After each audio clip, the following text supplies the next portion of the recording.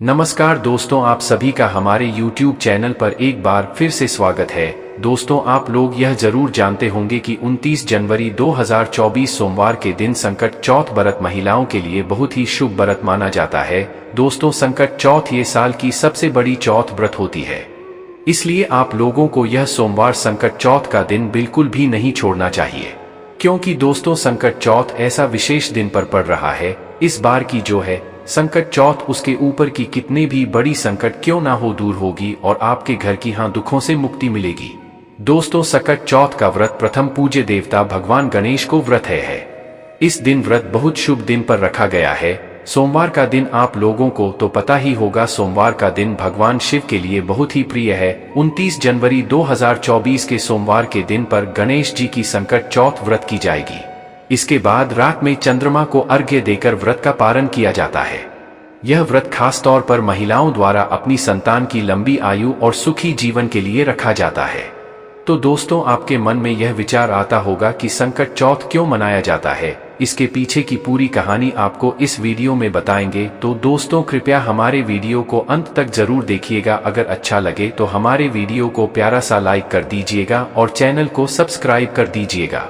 दोस्तों, पौराणिक कथाओं के अनुसार संकट चौथ के दिन गणेश भगवान के जीवन पर आया सबसे बड़ा संकट टल गया था, इसीलिए इसका नाम संकट चौथ पड़ा। इसे पीछे ये कहानी है कि मां पार्वती एक बार स्नान करने गई। स्नानघर के बाहर उन्होंने अपने पुत्र गणेश जी को खड़ा कर दिया और उन्हें रखवाली का आदेश देते हुए कहा कि जब तक मैं स्नान कर खुद बाहर न आऊं, किसी को भीतर आने की इजाजत मत देना।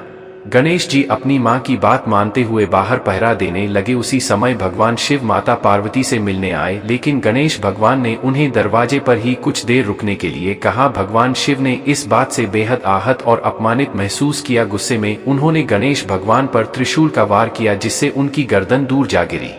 स्नानघर के बाहर गणेश की आवाज सुनकर जब माता पार्वती बाहर आईं तो देखा कि गणेश जी की गर्दन कटी हुई है। ये देखकर वो रोने लगीं और उन्होंने शिवजी से कहा कि गणेश जी के प्राण फिर से वापस कर दें।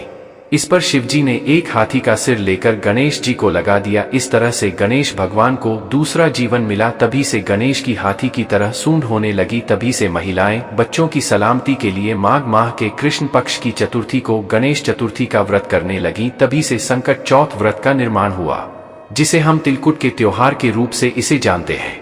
मित्रों, आज 29 जनवरी सोमवार को इस साल संकट चौथ मनाया जा रहा है। इसे माघी चौथ या तिलकुट चौथ भी कहा जाता है। संकट हरण करने वाली चतुर्थी होने के कारण इसे संकष्टी चतुर्थी के नाम से भी जाना जाता है। ऐसी मान्यता है कि इस व्रत से संतान की आयु लंबी होती है, इसलिए माताएं इस व्रत को रखती हैं। अगर आप यह व्रत नहीं भी करते हैं तो इस दिन गणेश जी को प्रसन्न करने के लिए कुछ नियमों का पालन करें तो भविष्य, शिक्षा, व्यापार और स्वास्थ्य के मामले में लाभ प्राप्त कर सकते हैं। संकष्टी चतुर्थी हर महीने की कृष्ण पक्ष की चतुर्थी तिथि को कहा जाता है, लेकिन माघ मास की इस चतुर्थी का विशेष महत्व बताया गया है। शास्त्रों के अनुसार इस दिन भूमि के अंदर होने वाले कंद मूल का सेवन नहीं करना चाहिए, इसलिए मूली, प्याज, गाजर, चुकंदर खाने से परहेज रखें। ऐसी मान्यता है कि इस दिन मूली खाना आर्थिक मामलों में अशुभ फलदायी होता है। इस दिन स्नान करके उत्तर दिशा की ओर मुंह करके भगवान गणेश की पूजा करना चाहिए और जल अर्पित करना चाहिए। इस व्रत में तिल का खास महत्व है, इसलिए जल में तिल मिलाकर जल से अर्घ्य देने का विधान है। ऐसी मान्यता है कि इससे आरोग्य सुख की प्राप्ति होती है। दोस्तों, संकष्टी चौथ व्रत पूजा करने की विधि जाने। सूर्यास्त के बाद चांद को तिल, गुड़ आदि से अर्घ्य देना चाहिए। इस अर्घ्य के बाद ही व्रती को अपना व्रत खोलना चाहिए। गणेश जी की पूजा के बाद तिल का प्रसाद खाना चाहिए। जो लोग व्रत नहीं रखते हैं उन्हें भी गणेश जी की पूजा अर्चना करके संध्या के समय तिल से बनी चीजें खानी चाहिए। कहते हैं तिल खाने और तिल नाम के उच्चारण से पाप कट जाते हैं। इस दिन तिल का दान भी उत्तम माना गया है। गणेश जी को इस दिन दुर्वा चढ़ाना चाहिए। दुर्वा में अमृत का वास माना जाता है। गणेश जी को दुर्वा अर्पित करने से स्वास्थ्य का लाभ मिलता है। मान प्रतिष्ठा और धन सम्मान में भी वृद्धि होती है। अगर संभव हो तो हर दिन गणेश जी को एक दुर्वा चढ़ाना चाहिए, लेकिन पूजा में ध्यान रखें कि इन्हें तुलसी का पत्ता भूलकर भी ना चढ़ाएं, इससे गणेश जी नाराज हो जाते हैं, क्योंकि तुलसी ने गणेश जी को शाप दिया था। इस दिन दूर्वा के अलावा शमी का पत्ता, बेलपत्र, गुड़ और तिल से बने लड्डू भी भगवान गणेश को चढ़ाया जा सकता है। इन सब चीजों के अर्पण से गणेश जी बहुत प्रसन्न होते हैं और पूजा करने वाले को मनोवांछित फल प्रदान करते हैं। एक समय की बात है कि विष्णु भगवान का विवाह लक्ष्मी जी के साथ निश्चित हो गया। विवाह की तैयारी होने लगी। सभी देवताओं को निमंत्रण भेजे गए, परंतु गणेश जी को निमंत्रण नहीं दिया। कारण जो भी रहा हो, अब भगवान विष्णु की बारात जाने का समय आ गया। सभी देवता अपनी पत्नियों के साथ विवाह समारोह में आए। उन सबने देखा कि गणेश जी कहीं दिखाई नहीं दे रहे हैं। तब वे आपस में चर्चा करने लगे कि क्या गणेश जी को नहीं न्योता है या स्वयं गणेश जी ही नहीं आए हैं। सभी को इस बात पर आश्चर्य होने लगा। तभी सबने विचार किया कि विष्णु भगवान से ही इसका कारण पूछा जाए। विष्णु भगवान से पूछने पर उन्होंने कहा कि हमने गणेश जी के पिता भोलेनाथ महादेव को न्योता भेजा है। यदि गणेश जी अपने पिता के साथ आना चाहते तो आ जाते, अलग से न्योता देने की कोई आवश्यकता भी नहीं थी। दूसरी बात यह है कि उनको 1.25 मन मूंग, 1.25 मन चावल, 1.25 मन घी और 1.25 मन लड्डू का भोजन दिन भर में चाहिए। यदि गणेश जी नहीं आएंगे तो कोई बात नहीं, दूसरे के घर जाकर इतना सारा खाना पीना अच्छा भी नहीं लगता। इतनी वार्ता कर ही रहे थे कि किसी एक ने सुझाव दिया, यदि गणेश जी आ भी जाएं तो उनको द्वारपाल बनाकर बैठा देंगे कि आप घर की याद रखना। आप तो चूहे पर बैठकर धीरे धीरे चलोगे तो बारात से बहुत पीछे रह जाओगे। यह सुझाव भी सबको पसंद आ गया, तो विष्णु भगवान ने भी अपनी सहमति दे दी। होना क्या था कि इतने में गणेश जी वहां आ पहुंचे और उन्हें समझा बुझाकर घर की रखवाली करने बैठा दिया। बारात चल दी। तब नारद जी ने देखा कि गणेश जी तो दरवाजे पर ही बैठे हुए हैं, तो वे गणेश जी के पास गए और रुकने का कारण पूछा। गणेश जी कहने लगे कि विष्णु भगवान ने मेरा बहुत अपमान किया है। नारद जी ने कहा कि आप अपनी मूषक सेना को आगे भेज दें तो वह रास्ता खोद देगी, जिससे उनके वाहन धरती में धंस जाएंगे।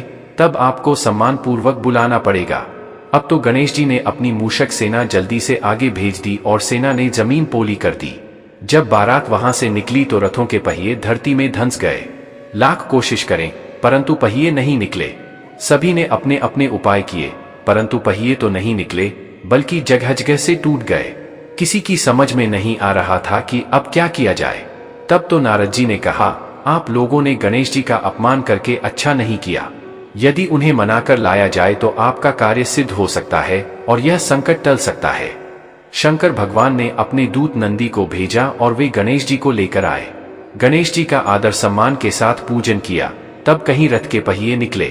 अब रथ के पहिए निकल को गए, परंतु वे टूट फूट गए, तो उन्हें सुधारे कौन।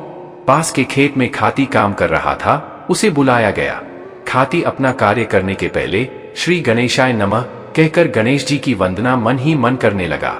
देखते ही देखते खाती ने सभी पहियों को ठीक कर दिया। तब खाती कहने लगा कि हे देवताओं, आपने सर्वप्रथम गणेश जी को नहीं मनाया होगा और न ही उनकी पूजन की होगी, इसीलिए तो आपके साथ यह संकट आया है। हम तो मूर्ख अज्ञानी हैं, फिर भी पहले गणेश जी को पूजते हैं, उनका ध्यान करते हैं। आप लोग तो देवतागण हैं, फिर भी आप गणेश जी को कैसे भूल गए। अब आप लोग भगवान श्री गणेश जी की जय बोलकर जाएं, तो आपके सब काम बन जाएंगे और कोई संकट भी नहीं आएगा। ऐसा कहते हुए बारात वहां से चल दी और विष्णु भगवान का लक्ष्मी जी के साथ विवाह संपन्न करा के सभी सकुशल घर लौट आए। वीडियो को खत्म करते हैं। दोस्तों, हम आशा करते हैं यह वीडियो की कहानी आपको पसंद आई होगी। घर पसंद आए तो वीडियो को लाइक कर दो और चैनल को सब्सक्राइब कर दो। अगर कर दिया तो आपका धन्यवाद। मिलेंगे आप सभी को एक नए वीडियो के साथ।